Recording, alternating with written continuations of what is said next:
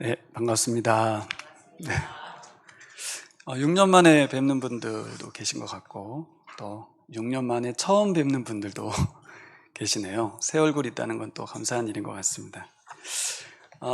이번 예배를 나와레키 교인들은 일주일 동안 저녁 기도회를 하면서 준비했습니다.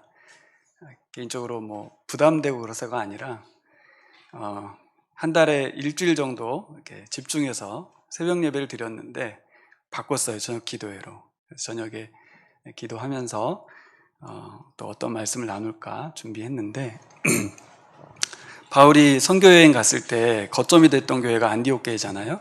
그리고 1차, 2차, 3차 여행을 다녔는데 갔다가 돌아오면 이런 분위기였겠다 싶은 거죠. 그렇죠? 네, 6년간 나가 있다가 돌아오는데 바울은 일행이 좀 움직였지만 오늘은 우리 남아래 교회 교인들 전부가 다 같이 왔습니다. 돌아와서 뭘 해야 되나 할 때 선교 보고를 해야 될 것 같은 그런 느낌이 있는데 제가 매달 보내드렸기 때문에 보고 안 해도 될 것 같습니다. 그래서 말씀을 전하기로 했고요. 또 무엇보다 이 32주년 맞은 새로운 교회 제가 21년을 섬겼거든요. 그리고 또 저와 함께 같이 동역하던 분들이 워낙 많아서 이렇게 긴장감보다는 편안한 마음으로 또 말씀을 전해보도록 하겠습니다. 무엇보다 우리 매일 성경 본문 따라 설교를 하는데 오늘 빌립보서 말씀이 연결됐기 때문에 자연스럽게 또 너무 뜻깊은 이 시간에 전할 수 있어서 너무 좋습니다. 오늘 제목을 같이 한번 읽어볼까요? 복음에 참여하는 교회. 여러분, 빌립보서는 기쁨의 서신이라고 합니다. 그리고 또 다른 닉네임은 옥중서신이라고 불립니다. 감옥에서 쓴 편지이기 때문에 기쁨이라는 단어가 좀 예사롭지 않게 들립니다. 한번 생각해 보세요. 요즘 언제 기쁘신가? 나에게 기쁨이 뭐가 있는지, 혹은 어떤 것이 나에게 기쁨을 감출 수 없을 정도로 대단한 것이 있는지, 우리 삶 가운데 어떤 기쁨을 맛보며 살아가는지 한번 생각해 볼 필요가 있다고 생각합니다. 근데 여기서 바울이 말하는 기쁨은 우리가 일상 중에 누리는 것하고 좀 사뭇 다릅니다. 그가 처한 상황이 그렇고 기쁨의 내용도 차원이 다릅니다. 바울은 로마의 감옥 안에 갇혀 있었던 상태였고 그의 육신은 완전히 망신창이가 되어 있었습니다. 그렇지만 바울이 넘치는 기쁨이 있었다. 뭘까요? 그것은 복음을 위해 헌신했던 교회 때문에 그렇게 기뻤던 것입니다. 그런데 이번에 묵상하면서 생각한 것은 바울이 말하고 있는 이 기쁨이 바울만 누렸던 기쁨일까 하는 것입니다. 그것은 바로 빌립보 교회가 함께 누리는 기쁨이었다고 볼 수 있습니다. 복음의 헌신함으로 인해서 주고받았던 기쁨의 이야기가 오늘 빌립보서에 실려 있습니다. 바울과 빌립보 교회가 어떠한 기쁨을 누렸는지, 그리고 그 기쁨을 어떻게 지속할 수 있었는지, 또 바람이 있다면 이 기쁨을 계속해서 가져가기를 바랬겠죠. 빌립보 교회에 보낸 이 편지 글을 통해서 우리가 이 기쁨의 원리들을 함께 살펴봤으면 좋겠습니다. 여러분, 새로운 교 주보를 앞면을 보시면 수식어가 하나 있는데 눈치채시는 분들은 신경 쓰실지 모르겠지만 새로운 교회는 성령께서 이끄시는 교회다 이렇게 되어 있습니다. 이 성령께서 이끄시는 교회라는 말에 대해서 우리 젊은이들은 우리 어린이들은 어떤 생각을 하고 있을까요? 주보에 써 있는 글귀구나 이렇게 하겠죠. 바울이 기뻐했던 가장 중요한 원리의 첫 번째는 이 바울과 교회가 누렸던 기쁨의 첫 번째는 그 시작점에 성령님이 계시다는 거예요. 성령님께서 교회를 세우셨다는 거예요. 그래서 오늘 빌립보서의 배경이 되는 말씀이 있는데 바로 사도행전 16장입니다. 사도행전 16장. 읽지는 않을 텐데 눈치 있으신 분들 살짝 펴놓고 힐끔힐끔 보시면서 빌립보 교회는 바울이 유럽에서 처음으로 개척해서 세웠던 교회입니다. 정확히 말하면 성령께서 바울을 통해서 세우신 교회가 빌립보 교회입니다. 여기 지도에 나와 있는데요. 바울은 아시아 지역을 다니면서 복음과 하나님 나라를 선포하고 다녔습니다. 여러분 보시기에 오른쪽 길리기아, 갑바도기아, 갈라디아, 아시아라고 되어 있는 그곳에서 1차 선교 여행을 했거든요. 그리고 거기서 계속 선교하다가 안디옥에 복귀하고 다시 2차 선교 여행을 떠났는데 어떤 일이 벌어졌어요?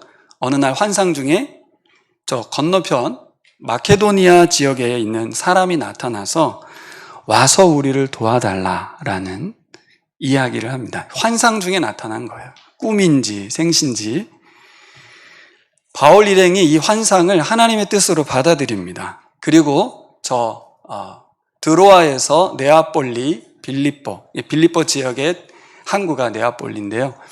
저기로 넘어갑니다. 넘어갈 때 이틀 걸렸습니다. 이틀.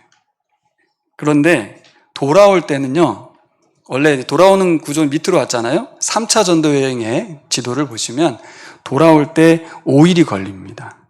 그 길이 이틀 걸리는 길이 원래 아니었어요. 그런데 순풍이 배를 몰고 간 거죠. 얼마나 급하시게 성령께서 유럽 지역에 복음을 전파하기 원하셨는지 알 수 있는 대목입니다. 바울 일행이 계획에 없던 땅에 도착합니다. 바로 빌립보 땅인 거죠. 빌립보라는 도시는 로마 군인들이 퇴역하고 나서 은퇴한 군인들이 그곳에 모여서 살도록 만들어낸 특별 도시입니다. 혹시나 있을지도 모르는 퇴역한 군인들의 반란을 잠재우기 위해서 로마에서 가장 먼 땅에다가 특별히 도시를 세운 겁니다. 그래서 작은 로마라고도 불렀고 제2의 로마라고도 불렸다고 합니다. 이 도시에 사는 사람들은 매우 강하고 투철한 로마에 대한 충성심을 가지고 있었던 것이죠. 제2의 로마라는 특권의식과 자부심이 대단했던 도시에서 바울이 첫 발을 내디뎠을 때 그때를 한번 생각해 봤습니다. 그 바울의 심정이 어땠을까요? 기대감이 컸을까요? 아니면 막연함, 막막함이 컸을까요? 과연 이 도시에, 이 로마와 같은 이 도시에 회심자가 생겨날까? 로마 제국을 향한 이 강한 충성심이 그리스도께로 옮겨질 수 있을 것인가? 그 도시에서요, 로마 황제가 아닌 예수가 주라고 고백하는 사람들이 생겨났습니다. 로마와 가장 닮은 도시 한가운데에 교회가 세워졌습니다. 그럼 1절에 보시면 교회의 감독들과 집사님들과 많은 성도들이 이 편지를 받고 있다고 해요. 그러니까 그 교회가 이렇게 성장해서 로마의 그 작은 로마에 거하고 있는 것입니다. 첫 번째 회심자가 생겨났고 이어서 한 분이 또 회심했고 또 한 가정이 회심하는 일이 있었습니다. 이 장면을 보면서 저는 교회가 없던 땅에 교회가 세워졌다. 역사의 어느 날입니다. 제가 개척 나가고 나서 뜻하지 않게 선교훈련을 계속 받게 됐습니다. 우리 진자매를 도우려는 마음에 제안도 하고 또 혼자 하게 할 수는 없으니까 같이 하고. 전 선교가 굉장히 먼 사람이거든요. 거기에 PSP 훈련이라고 선교의 관점을 넓히고 또 배우는 훈련이 있습니다. 거기에서 이런 말이 있었어요. 선교란 교회가 없는 곳에 교회를 세우는 것이다. 깜짝 놀랐어요. 선교가 그런 거야? 교회가 없는 곳에 교회를 세우는 거야? 도안동에 교회가 없습니까? 도안동에 교회가 없지 않죠. 그런데 그곳에서 우리가 생각지도 못하고 예상치도 못했던 막연했던 출발 가운데 한 분이 회심을 하고 결혼도 하고 아이도 낳았어요. 또 한 분이 회심하고 또 복음을 전하고 인생이 바뀌고 만약 우리가 개척하지 않았더라면 일어나지 않았을 일들인 거죠. 그래서 이 결론을 뭘로 질 수 있습니까? 성령께서 하신 일이죠.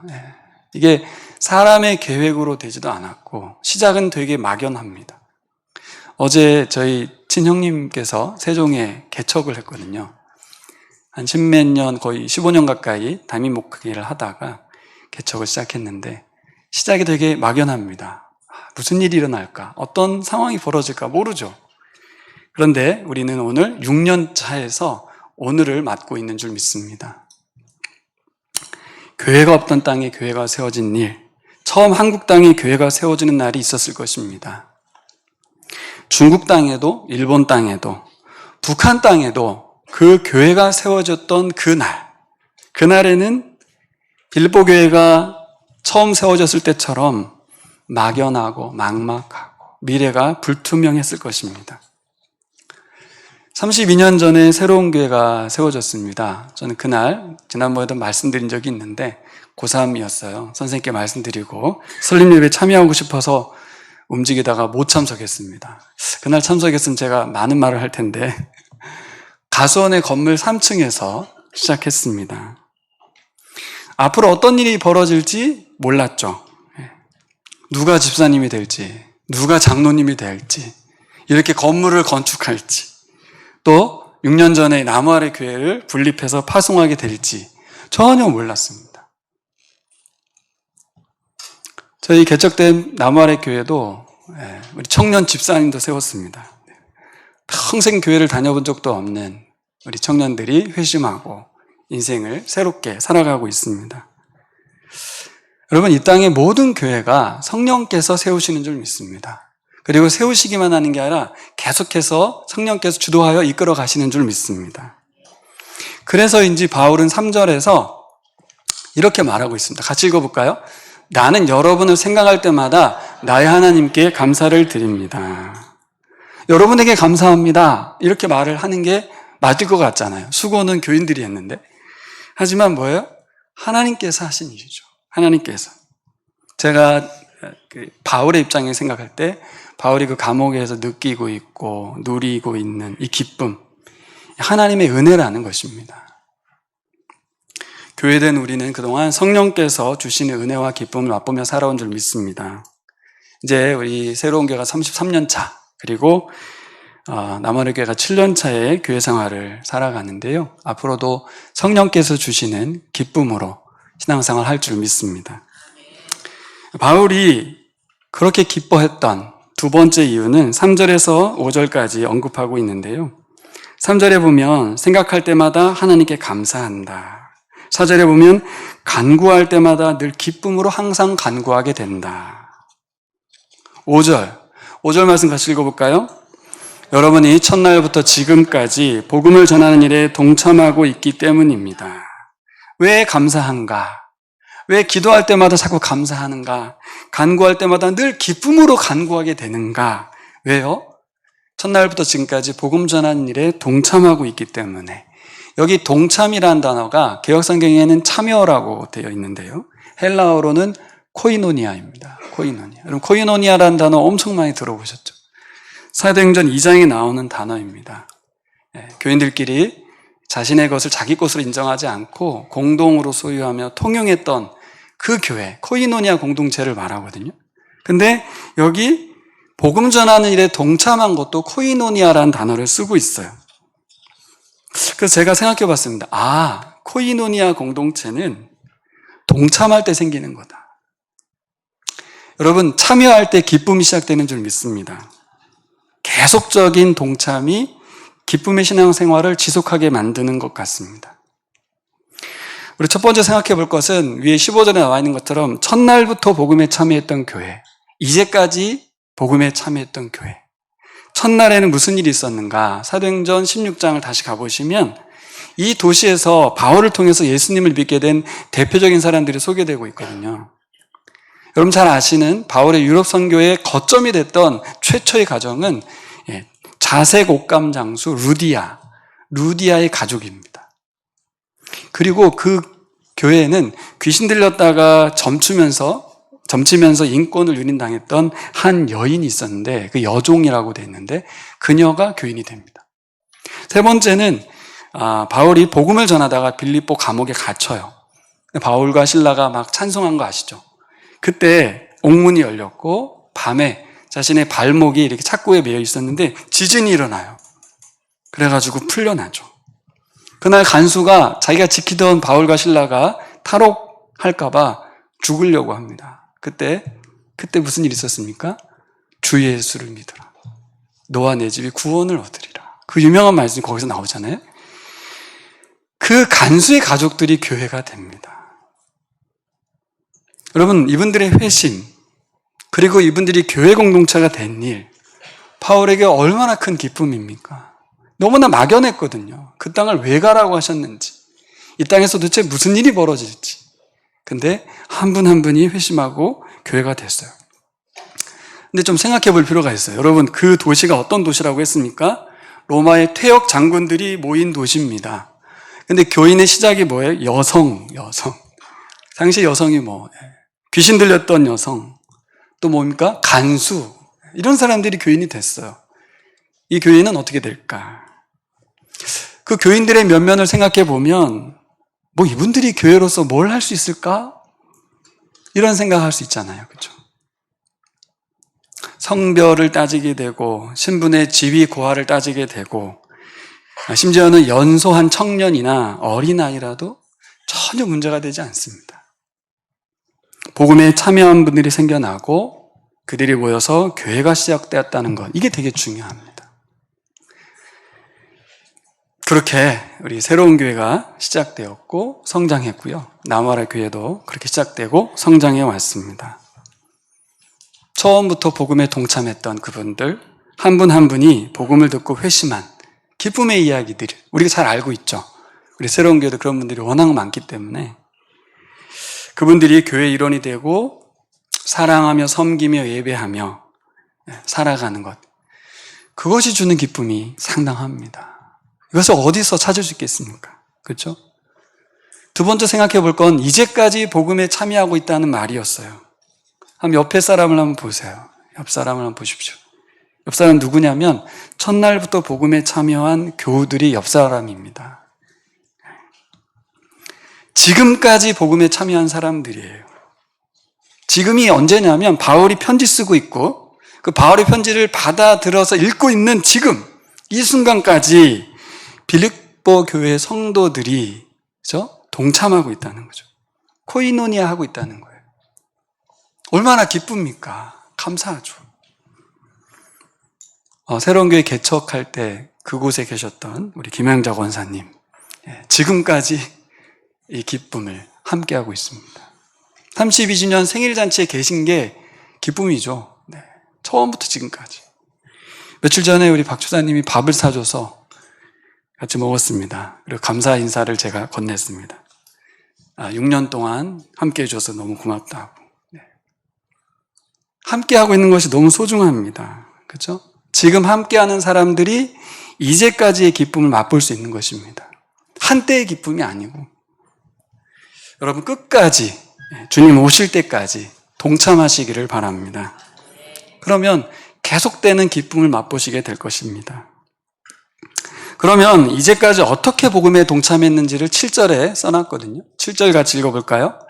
여러분 모두는 내가 갇혀있을 때나 복음을 변호하고 입증할 때에 내가 받은 은혜에 동참한 사람들입니다. 선교사 바울 일행을 위해서 헌금을 모아서 후원하고 기도에 동참했습니다. 특별히 바울이 감옥에 갇히게 되고 죽을 것 같다는 소식이 들리면 사람들은 포기하잖아요. 이제 끝났어. 그냥 각자 제 길을 가자. 그게 아니고 포기하지 않고 감옥에도 편지 보내고 기도하고 또 뭐 했습니까? 바울이 복음을 전하지 못하니까 자신들이 열심히 복음을 전했습니다. 특별히 이들의 헌금이 도착한 것에 대한 감사 때문에 이 빌립보서를 썼거든요. 너무 감사하다고. 왜냐하면 이들이 보낸 헌금이 그들이 헌금 보낼 수 있는 분들이 아니었어요. 힘들고 어렵고 기근이 오랜된 상황에서 그 어려운 상황에서도 돈을 모아가지고 바울에게 보냈거든요. 그러니 기뻐하고 감격하지 않을 수 없는 거죠. 특별히 바울의 해석은 그겁니다. 이들의 헌금이 뭐냐? 자기 자신을 위한 헌금이 아니다. 누구를 위한 헌금입니까? 예수 그리스도를 위한 헌신이라고 본 거예요. 그게 복음에 동참한 것이죠. 얼마나 기쁩니까? 돈이 와서가 아니고, 돈이 와서도 좋겠죠. 하지만 돈이 와서를 넘어서 그 돈이 무슨 돈이냐? 예수님께 그들의 삶을 드린 거라는 것이죠. 돌아보면서 우리 처음 6년 전부터 지금까지 우리 새로운 교회가 우리 남아라 교회를 위해서 시작부터 지금까지 기도해 주시고 또 계속해서 후원해 주셔서 또 동참해 주셔서 감사를 드립니다. 또 우리 교회는 제가 아는 몇 면에서 형편이 어렵고 힘드신 가운데서도 복음 사역을 위해서 계속 동참하셨어요. 2013년부터 우리 보라 캠프가 시작됐거든요. 25년이니까 상당한 시간 동안 가정을 열어서 우리 청소년들에게 복음을 전하는 일에 온 교우들이 함께 하셨고, 또 목회자 세미나를 계속 열어서 섬겼습니다. 이 일에 이 새로운 교회가 계속 사역해 왔습니다. 여러분, 현재 해외 선교사님들도 그렇고 국내에 있는 이주민 사역자들도 그렇고 많은 교회들이 보라 양육을 하고 있거든요. 근데 그냥 사용하는 게 아닙니다. 너무 감사하다고 말을 하세요. 그동안에 있었던 복음 제시법을 가지고 사용할 때는 이게 좀 약한 느낌이 있는데, 보라를 사용하면 이들이 외국인임에도 불구하고 분명하게 복음에 반응하고 회심하고 변화되고 교회가 건강해지고 그 소식을 계속 전해 듣습니다. 이 일에 동참한 분들이 여러분들이십니다. 여러분, 여기서 중요한 원리를 하나 제가 오늘 소개하고 싶은데요. 자, 7절에 보시면 이 7절에 있는 이 편지글을 읽을 때 기쁨이 넘치는 사람은 누굴까요? 바울이 빌립보 교회에게 편지 쓸 때 저기 파란 글씨로 여러분 모두는 이라고 지칭하긴 했는데요. 빌립보 교회 전체를 상대로 여러분 모두는 이라고 글을 썼지만 기쁨이 넘치고 감사가 넘치는 사람은 동참한 사람들입니다. 8절을 한번 읽어볼까요? 8절을 한번 펴보시겠습니다. 8절, 내가 그리스도 예수의 심정으로 여러분 모두를 얼마나 그리워하고 있는지는 하나님께서 증언하여 주십니다. 가슴에 좀 와닿습니까? 이 가슴 절절한 표현 아닙니까? 내가 예수의 심정으로 여러분 모두를 얼마나 그리워하는지 아냐. 하나님이 증인이다. 이 글을 읽으면서 감동받는 사람은 누굽니까? 네, 복음에 동참한 교인들입니다. 모든 교인들 중에서도 결국 그 교인에도 여러분이 계실 거 아니에요. 그렇죠? 복음에 동참한 교인들만이 그 기쁨을 누리게 돼요. 어쩔 수가 없는 거죠. 여러분, 복음을 위해 헌신할 기회가 여러 번 오거든요. 동참하시기를 바랍니다. 헌금의 기회가 생겼을 때, 기도의 요청이 왔을 때, 훈련의 기회가 주어졌을 때, 섬김의 기회가 주어졌을 때 동참한 분들만이 그 기쁨을 누리게 될 줄 믿습니다. 세 번째로 바울의 기쁨의 최절정이 있다면 바로 빌립보 교회가 직접적으로 복음 전파에 힘썼다는 거예요. 저도 개척 이후에 가장 기뻤던, 감격스러웠던 때가 언젠가 하냐면 저희 교회에 와서 보라 양육을 받고 회심한 성도가 뒤에 온 다른 교인을 양육하고 회심하고 세례받는, 그리고 또 일어났어요. 2년 정도의 기간 동안에 연쇄적으로 복음이 전해지고 또 양육되고 전해지는 일이 있었거든요. 정말 신기했습니다. 왜냐하면 이게 되네. 사실 이게 이런 일이 일어나기를 바라고 기도하는데 제자가 제자를 낳았으면 좋겠는데 그런 일이 일어나더라고요. 제가 한 게 아니잖아요. 그렇죠? 저는 그냥 복음을 전해봐요. 그냥 할 수 있는 만큼만 해보세요 했는데 하니까 복음이 사람을 변화시키고, 근데 그렇게 끝난 게 아니라 그분이 또 다른 사람을 또 가르치는 일까지 생기더라고요. 감옥에 있는 바울에게 빌립보 교인들의 복음 전파 소식이 들려왔습니다. 어떤 마음이었을까요? 특별히 바울이 갇혀있기 때문에 바울은 복음을 못 전하잖아요. 그러니까 복음 전파가 멈춰서는 것이 너무 안타까워서 우리라도 빨리 복음을 전해야 되겠다 하는 분들이 나타난 거예요. 그건 좀 이해가 되시죠? 근데 어떤 사람들은 바울이 옥에 갇힌 것으로 인해서 투기심과 분쟁으로 나섰다 이렇게 말합니다. 17절을 보면 바울에게 괴로움을 더하려고 순수하지 못한 동기로 그리스도를 전파했다. 시기심에서. 인기를 얻으려고 했는지. 여러분, 근데 이렇게 시기와 질투, 다툼으로 그리스도를 전파한다는 게 이게 무슨 말인가요? 도대체 이런 사람이 어떤 사람일까요? 순수하지 못한 동기로 예수를 전했다? 이게 무슨 동기가 있는 것일까? 그래서 학자들마다 여러 가지 의견들이 있습니다. 이분을 누구라고 봐야 될까? 이 순수하지 못한 동기로 전하는 자를 예수 믿는 자라고 볼 수 있는 것인가? 복음은 전하는데 동기가 불손해요. 가능한가요? 이게 복음인데? 어떤 학자들은 이 사람들이 바울이 감옥에서 죽기를 바라는 유대인들이라고 봅니다. 근데 유대인들이 무슨 복음을 전했단 말인가 하는 거죠. 이게 또 풀리지 않는 거예요. 유대인들이 전한 그리스도는 무엇인가? 황제가 아니라 예수가 왕이다라는 거예요. 여러분 기억하시죠? 예수님이 왜 십자가에 죽으셨나요? 정치적인 반역자로 몰려서 죽은 거예요. 그러니까 그들이 바울의 말을 통해서 전하는데 뭐라고 하냐면 바울은 그리스도가 주요 왕이라고 외치고 다닌다라고 말을 하는 거예요. 그래서 어떻게 하겠다는 거예요? 그래서 바울이 감옥에서 더 고통받고 복음으로 인해서 빨리 죽었으면 좋겠다. 그들의 의도는 그겁니다. 이 학자의 의견에 여러분 동의가 되시나요? 실체는 누군지 모릅니다. 근데 빌립보 교인들은 알죠. 바울이 말한 자신이 감옥에 갇혀가지고 그것 때문에 안타까워서 열심히 전한 사람들도 있고 그렇지 않고 반대로 반대의 사람, 시기와 질투와 미움 속에서 복음을 전한 사람이 있는데 그 사람들의 실체를 빌립보 교인들은 알잖아요. 얼마나 이 말에 대해서 안타깝고 또 의아했을까 싶은 거예요. 근데 바울은 뭐라고 하냐면 이게 너무 감사하다는 거예요. 자기 죽으라고 복음 전하는데 너무 좋다는 거예요. 기쁘다는 거예요. 나를 고통스럽게 하고 죽게 하고 싶어서 그리스도에 대해서 전하는 게 너무 좋다는 거예요. 왜냐하면 전파되는 것은 그리스도다. 이렇게 말을 하는 거예요. 아, 진짜? 예? 그래서 기쁘다고? 바울이 복음에 미쳤구나. 미쳤다. 이런 생각이 들지 않습니까? 바울이 자신이 죽어도 좋다는 말을 뒤에 하잖아요. 그렇죠? 왜 이 말을 할까요? 바울이 이렇게 이야기하고 있는 이유가 있습니다, 여러분. 빌립보 교회가 처한 상황이 바울과 같기 때문이에요. 이미 빌립보 교회는 제2의 로마라는 도시에서 교회로 존재하고 있지 않습니까? 바울처럼 유대인들의 핍박과 괴롭힘이 있었고요. 또 로마의 정치적인 박해를 받고 있었습니다. 교회가 그렇습니다.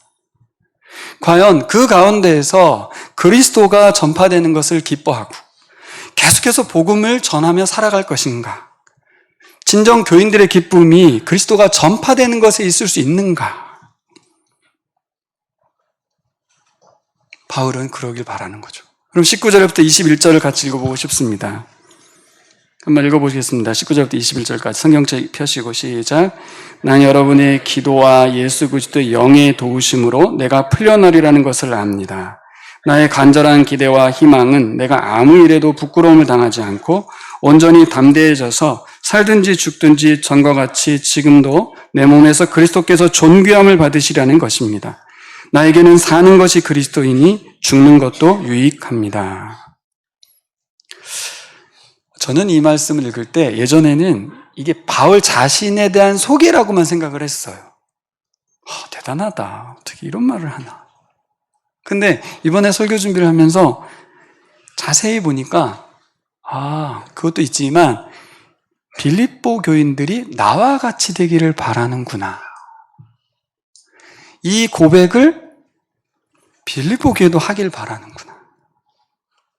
또 이 고백을 우리 자녀들에게도 뒤에 따라오는 후속 신자들에게도 나의 간절한 기대와 소망은 어떤 상황이든 그리스도가 존귀하게 되기를 바란다. 이 말을 바울 대단해 이렇게 끝나는 게 아니라 교회가 하기를 바랍니다. 실제 이렇게 말할 만큼, 이렇게 강력하게 요청할 만큼 빌립보 교회는 복음으로 살아가고 있었거든요. 얼마나 기쁩니까? 그렇죠? 이런 말 함부로 하기 어렵습니다. 그런 말 너도 했으면 좋겠어. 가능한 분들에게 말했겠죠. 여러분, 그리스도인이란 정의를 새롭게 내려보면 그리스도인이란 여러 말이 있지 않습니까? 예수님을 추종하는 자, 따르는 자, 예수님을 닮아가는 자. 근데 저에게 가장 와닿는 표현이 이겁니다. 그리스도가 아니면 설명이 안 되는 사람. 빌립보 교회가 그랬죠. 특별히 바울이 그랬습니다. 앞서 말씀드린 것처럼 자기를 죽이겠다고 난리치면서 예수가 왕이라고 말하고 다닌다고 외치는 그 사람을 보면서 감사하고 기뻐하니까 예수 아니면 설명이 안 되는 거죠. 어떻게 저렇게 사는가. 빌립보 교회는 어땠습니까? 그 어려운 중에도 저 복음에 동참하고 있어요. 로마에 있는 바울에게 이제 죽어가고 죽으면 끝인데 자기 삶 살면 되는데 계속해서 그분을 후원하고 교회를 확장해 가는 일을 했습니다. 그래서 적용 질문을 생각해 봤습니다. 복음은 정말 나에게 좋은 소식인가 하는 겁니다. 네. 여러분에게 좋은 소식은 뭐가 있나요? 생각해 봤는데 아파트값 올라가는 소식이 복음일 것 같아요. 혹은 내가 승진 대상자로 예정돼 있다라는 소식, 뭐 그런 거 있잖아요. 내가 아픈데 그 약을 먹으면 나을 수 있다는 소식. 복음이죠, 복음. 이게 복음이긴 한데 예수 복음과 이 복음은 뭐가 다르냐는 겁니다. 내 목숨을 던지고서라도 꼭 지켜낼 진리가 예수 그리스도인가? 아니면 이 대한민국 땅에서는 돈과 학벌이 없으면 안 돼라는 진리인가? 그분이 전파되고 그분을 믿는 자가 생겨나고 또 그분들로 인해서 교회가 성장하는 것이 정말 내가 평생 꼭 맛보고 싶은 생의 마지막 순간까지 꼭 맛보고 싶은 기쁨인가 하는 것입니다. 제가 지난 3, 4월에 온라인을 통해서 선교훈련을 받았거든요. 제게 남겨지는 문구가 있습니다. 띄워주실래요? 같이 읽어보겠습니다. 선교는 결국 복음화율이란 수치를 높이는 것이 아니라 복음화된 삶이란 이치를 깨닫게 하는 것으로 교인을 양산하는 것이 아니라 제자를 해산하는 것입니다. 복음화율이라는 단어가 있습니다. 인구 대비 기독교 인구를 산출하는 건데요. 2023년 기준으로 대한민국 인구가 5,100만이고 개신교 인구가 15%, 천주교 인구가 5.1%, 합하면 20.1%입니다. 여기에 뭐 이단이 포함되는지는 모르겠고 한국 사람 5명 중에 1명이 교회나 성당을 다니고 있다고 합니다. 그런데 여러분, 인구 대비 무종교가 50%라고 해요. 그러니까 기독교 인구 20%는 상당한 비율을 차지하고 있습니다. 그런데 이 복음화율 수치를 높여가는 선교 정책, 그동안 선교교회에서 했던 일인데 고민이 묻어나는 일이 있습니다. 뭐냐면 우리나라 인구하고 비슷한 남미의 콜롬비아라는 나라가 5천만 정도 되는데 복음화율이 자그만치 90%입니다. 90%. 근데 그 콜롬비아 아이들에게 너의 미래의 소망이 뭐야? 라고 물으니까 이렇게 다 말하는 거예요. 마약의 거상이 되는 거라고. 네. 과연 90%나 되는 복음화율이 그 수치가 무엇을 말하고 있냐는 것입니다. 다 기독교 인구. 그들의 꿈은 마약의 거상. 다른 나라 이야기할 것도 없습니다. 우리 대한민국 이야기로 가져오면 우리나라, 우리 교회가 직면한 문제인데요. 복음화율 20%인 나라에서 추구하는 성도들의 기쁨이 뭐냐는 거죠. 우리나라 학생들에게 꿈을 물어보면 뭐라고 대답합니까? 지금 다 물어보면 유튜버, 건물주 이렇게 대답을 하지 않습니까? 선교훈련에서 강사가 이렇게 말하더라고. 어떤 아이에게 물어봤더니 40살까지 10억 모아서 은퇴하는 거라고. 이게 꿈이라고 이야기합니다. 돈 많이 벌어서 얼마나 더 편히 살 것인가가 학생들의 목표인 거죠. 복음화된 한국의 교인들이 일반적인 한국 사람들하고 달리 어떤 꿈을 꾸고 있냐, 어떤 기쁨을 원하냐는 것입니다.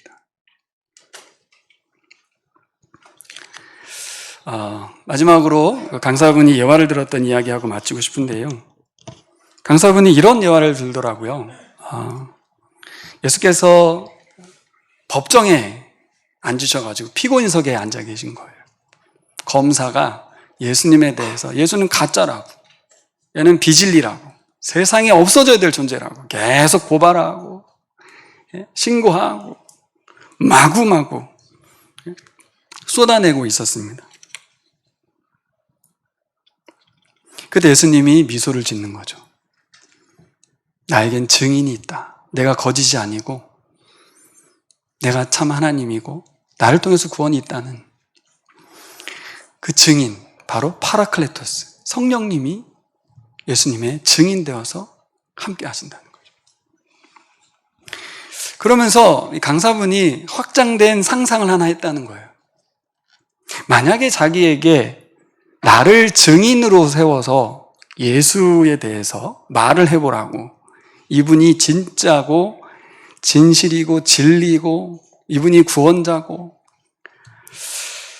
재판장이 이제 이야기합니다. 자, 이제 그동안 검사가, 고소인이 한 3년 동안 예수에 대해서 계속 고소를 했으니까 피고인이 그렇게 당했는데 증인이 마음껏, 당신 하고 싶은 마음껏 예수에 대해서 말해보라.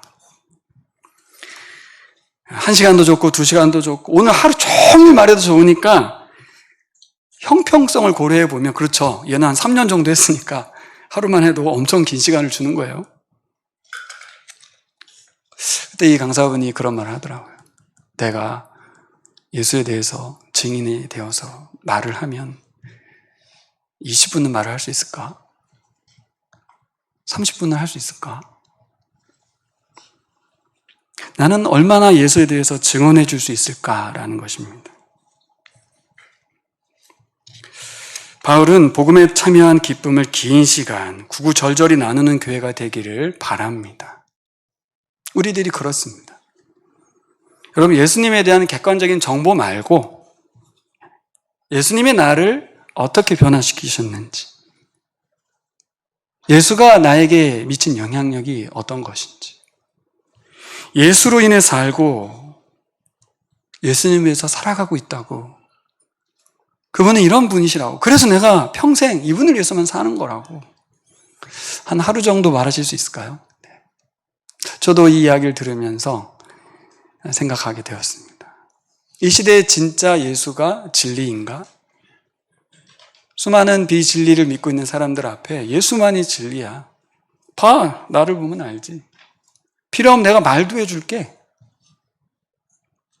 진리 되신 그분 통해서 참 많은 사람들이 변화되고 새로운 길을 살고 새로운 삶을 살고 있어. 이것은 믿고 그냥 천국 가는 게 아니라 그의 삶이 바뀐 거예요. 아까 선교에 대한 정의를 읽으신 것처럼 교회에 다니는 사람들의 숫자를 증가시킨 게 아니라 제자를 해산한다는 말을 했지 않습니까? 네. 진리 되신 예수 그리스도를 따르는 자, 예수님을 설명할 수 있는 사람, 예수 이야기가 내 이야기인 사람, 그런 사람들을 한 명 한 명 세워가는 그런 교회가 되기를 소망합니다. 기쁘겠죠. 우리 목사님도 기쁘고 저도 기쁘고 목회자만 기쁘겠습니까? 저는 제 교회 소식을 처음에 보낼 땐 되게 좀 부끄러웠어요. 자랑하나? 막 이런 생각이 들어서 고민이 좀 됐습니다. 그리고 짧게 그냥 쓸까? 엄청 힘듭니다. 이 교회 소식 만드는 게. 근데 어느 날 보니까 아니다. 이거는 하나님 나라 이야기를 기록하는 거야. 그래서 지나고 나면 다 잊어버리거든요. 근데 그 기록이 남더라고요. 70개가 넘는 개척의 이야기들을 기록한 것들을 돌아보면서 이것은 내가 해야 될 사명이구나. 하나님이 교회를 어떻게 세워가시고 하나님이 어떻게 일하셨는지 하나님을 증거하고 살아가는 것이라는 걸 알았습니다. 특별히 저도 코로나 시기를 겪었지 않습니까? 생각해봤더니 새로운 교회, 우리 교회 공통점이 하나 있는데, 새로운 교회 개척 이후 6개월 되는 시간에 교통사고가 나서 다들 교회 문 닫는다고 했던 적이 있었습니다. 저희도 예상치 못하게 6개월 만에 코로나를 만난 거였더라고요, 보니까. 7월 6일 날 설립 예배를 드리고 2월쯤에 코로나가 시작됐는데 2년이란 시간을 그 이쁜 공간을 만들어 놓고 아무도 들어오면 안 되는 공간을 지키고 있어야 되는 막막한 상황. 그걸 아시지만 우울함을 보내는 1년이 또 있었어요. 그때 저에게 힘을 줬던 것이 뭐냐면 우리 교인들이 작아서가 아니라 자꾸 위축되잖아요. 위축될 때 어느 날 보니까 후원자 명단을 쭉 보는데 거의 100명 가까운 분들이 함께하고 있는 걸 봤어요. 이 나말의 교회는 16명 우리 교인들이 하는 게 아니고 100명이 넘는 사람들이 함께 교회를 세워가고 있구나. 우리 교인이냐 아니냐가 중요한 게 아니라 성령께서 이 교회를 계속해서 하나님의 도구로 사용하고 계시구나. 그런 거를 깨닫고 힘이 많이 되더라고요. 그래서 후원자가 많아서가 아니라 그 원리 있지 않습니까? 그리고 새로운 교회가 우리 안에 있어서 보면 유약하고 평범한 그런 모습으로 존재하는 것 같지만 우리 교회를 통해서 얼마나 많은 교회들과 선교사님들과 사역자들이 이 복음 사역을 통해서 힘을 얻고 교회가 새로워지는지 모릅니다. 기뻐하셔야 될 겁니다. 이 기쁨을 우리 내년에도 또 주님이 이끄시는 데까지 끝까지 가져가시면 좋겠습니다. 우리 함께 기도하나요, 목사님? 네, 기도하겠습니다. 3가지 기도를 제가 적었는데요. 우리 교회를 성령님이 세우셨음을 믿고 감사 기도 드렸으면 좋겠습니다. 처음 동참했던 그 복음에 마지막까지 동참하게 해달라고 이렇게 기도했으면 좋겠습니다. 복음에 동참할 기회가 올 때 동참하는 기쁨을 맛보게 해주십시오. 동참해야만 그 기쁨을 누릴 수 있습니다. 3번째, 생명보다 소중한 복음의 가치를 깨닫기 원합니다. 그래서 복음을 전파하는 사람이 되게 해달라고, 그런 교회 되게 해달라고 같이 우리 기도하겠습니다.